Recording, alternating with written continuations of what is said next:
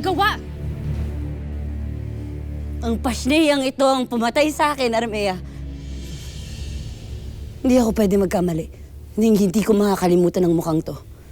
Siya ang umagaw sa buhay namin ni Mira.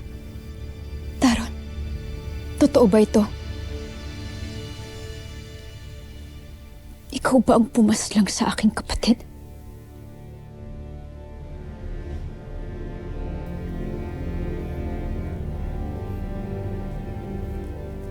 Patawad, mahal na Hara.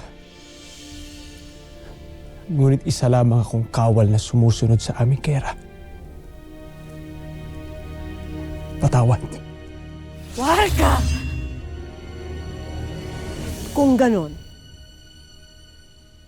lalong wala kang higit na puwang sa kahariang ito, Miniabe.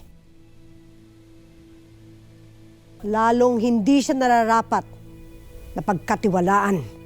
Lira, aking apoy.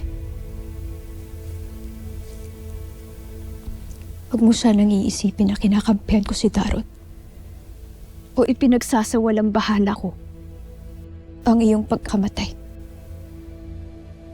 Ngunit, Huwag na kayong magtalo, mga kamahalan. Hindi mo ba batid ang bigat ng iyong kasalanan?